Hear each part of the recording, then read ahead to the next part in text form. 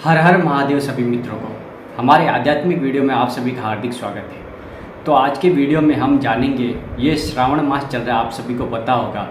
तो भोलेनाथ को प्रसन्न करने के लिए, खुश करने के लिए हमें किस प्रकार उपासना करनी चाहिए, साधना करनी चाहिए। तो ध्यानपूर्वक सुने, तभी आपको समझ में आएगा।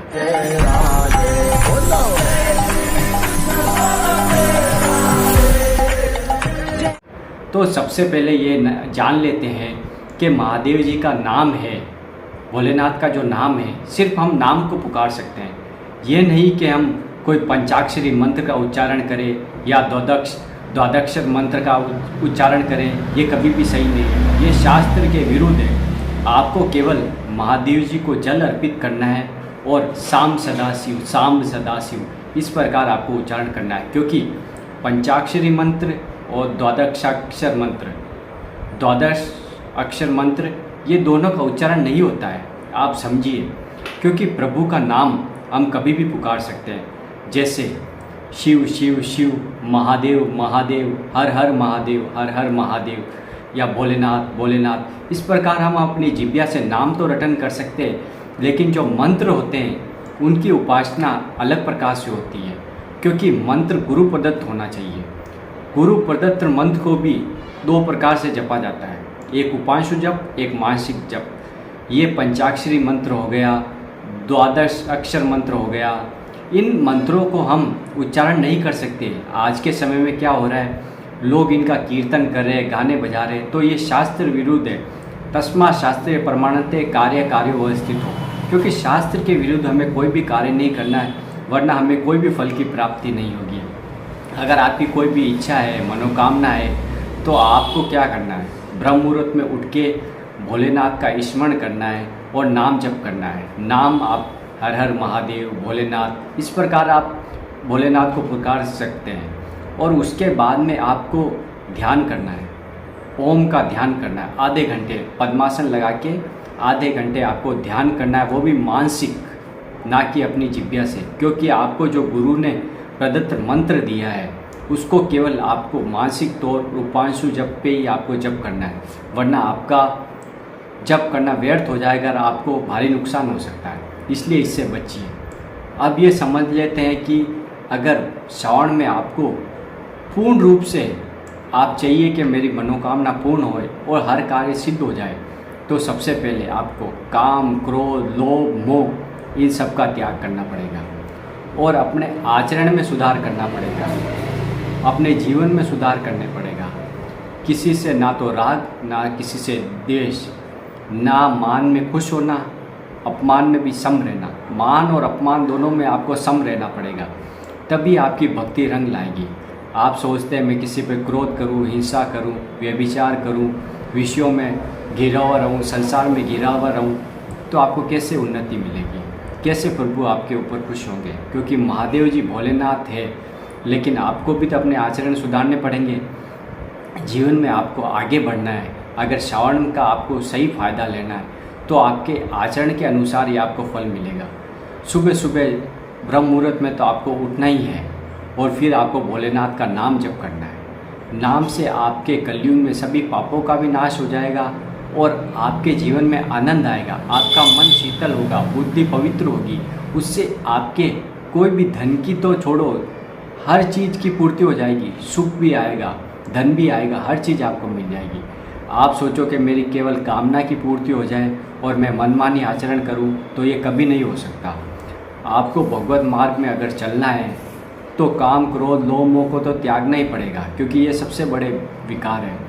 क्योंकि ये हमारा शरीर जो है पंचभूतों से बना हुआ है, पंच महाभूतों से। ये अग्नि में मिल जाएगी, वायु में मिल जाएगा, आकाश में, पृथ्वी में, जल में, तो बचा क्या? वो आत्मस्वरूप ईश्वर बचा। उन्होंने किसी भी नाम से पुकारी, कृष्ण पुकारिए, महादेव जी पुकारिए, वो एक ही है और सब जगह व्याप्त है। इसलिए डरिए कि मुझसे कोई पाप ना हो जाए, क्योंकि छोटे से छोटे अपराध की भी बहुत बड़ी सज़ा मिलती है नरक में। इसलिए सावधान हो जाइए। और श्रावण मास है तो आपको बहुत ही सावधान रहना है। हर समय प्रभु का स्मरण होना चाहिए, आपको नाम जप होना चाहिए। जब तक आप महादेव जी को पुकारोगे नहीं, आपको कैसे सिद्धि मिलेगी? सिद्धि क्या, आप कुछ भी नहीं कर पाओगे। आपका मन शीतल नहीं होगा, आपका मन हमेशा विकारों में डूबा रहेगा, विषयों में भागेगा। इसलिए अगर आपके मन को आपको शीतल करना है और चिंताओं से दूर करना है और आनंद को प्राप्त होना है, तो प्रभु श्री राम, प्रभु श्री कृष्ण, जो भी आपके इष्ट हैं, महादेव जी हैं, उनका नाम जप करिए।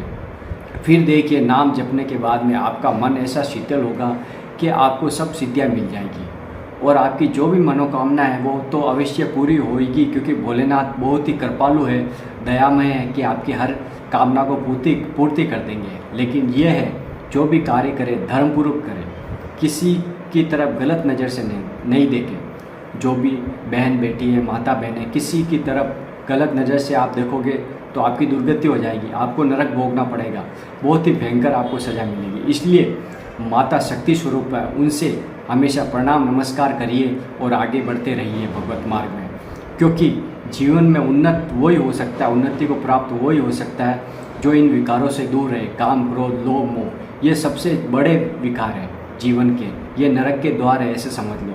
अगर जीवन में वास्तव में आपको कुछ ना कुछ प्राप्त करना है तो सबसे पहले ब्रह्मचर्य का धारण कीजिए। ब्रह्मचर्य का तो संयम आपको बनाना ही होगा। ब्रह्मचर्य के बिना आप कुछ भी नहीं कर सकते, क्योंकि ब्रह्मचर्य आपके जब तक पुष्ट नहीं होगा जीवन में, तब तक आप विकारों में ही डूबे रहेंगे और आपको शांति नहीं मिलेगी। और आपको ये कलयुग चल रहा है, कलयुग में आपको उपासना किस प्रकार करनी मैं आपको बता देता हूँ। सबसे पहले आपका दिन शुरू हो, आपको सिर्फ कुछ नहीं करना, महादेव जी को पुकारना श्रावण मास में, और सुबह शाम दिन रात उठते बिठते महादेव महादेव महादेव, जो भी आपके इष्ट देव उनको पुकारिए।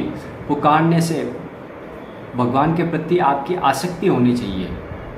आपको श्री चरणों की जगह प्राप्त करनी है प्रभु की। आसक्ति के बिना आपको कुछ संसार में कुछ नहीं मिलेगा। जब आपके अंदर प्रेम जागृत होगा प्रभु ईश्वर परमात्मा के प्रति, तो आपके सभी विकार दूर हो जाएंगे और संसार में सबसे सुखी आप ही होंगे, क्योंकि आपको संसार से कोई मतलब नहीं रह गया, क्योंकि ये संसार है, झूठा है, मिथ्या है, स्वप्न की भांति है। इसे आप समझिए, ये केवल एक स्वप्न है और कुछ भी नहीं, क्योंकि व्यक्ति अकेला आया अकेला ही जाता है, जन्म भी होता है, मृत्यु भी होती है, और रोज़ जन्म हो रहे और रोज़ मृत्यु हो रही है। इसलिए इसे स्वीकार करिए, मृत्यु ही सत्य है। और ये संसार में हमें जो भेजा गया है, ये दुखालयम अशाश्वतम है, यहाँ दुख के सिवा कुछ भी नहीं है। अगर आपका मन शांत नहीं है, प्रसन्न नहीं है, तो आपके जीवन में दुख ही दुख है। भले आप करोड़पति हो, लखपति हो, बड़े गाड़ी हो, बंगला हो, सब कुछ हो, लेकिन आपका मन अशांत रहेगा, आपका मन भोगों में रहेगा, आप कभी भी शांति को प्राप्त नहीं हो सकते। शांति को प्राप्त वही होगा जो प्रभु श्री राम का नाम लेता, प्रभु श्री कृष्ण का नाम लेता, महादेव जी का नाम लेता, वही आदमी सबसे सुखी है ज़िंदगी में। ये मेरी बात विश्वास मान लीजिए। अगर जीवन में सुख को प्राप्त होना है, शांति को प्राप्त होना है, भय रहित होना है, तो केवल एक काम कर लीजिए, प्रभु का स्मरण करते रहिए, उनसे प्रार्थना करते रहिए, हे प्रभु मुझसे जो भी गलतियाँ हुई है वो आप क्षमा कीजिए और आपके श्री चरणों की आसक्ति मुझे प्रदान कीजिए, क्योंकि प्रभु ही हैं जो आपके सर्व पापों को समाप्त कर सकते हैं। लेकिन आप दैन्य भाव होकर अपनी गलतियों को सुधारिए, क्षमा याचना कीजिए। लेकिन आज से ही ये प्रण लीजिए कि मैं अब कोई भी व्यभिचार प्रवृत्ति नहीं करूँगा, काम, क्रोध, लोभ, मोह, इन विकारों को परास्त करूँगा, अच्छा आचरण करूँगा, ना किसी से द्वेष भावना रखूँगा, ना हिंसा करूँगा। इन सब चीज़ों को त्यागना पड़ेगा। जब आपकी भक्ति में रंग लाएगा और प्रभु श्री कृष्ण, प्रभु श्री राम, महादेव जी आपसे बरस जाएंगे।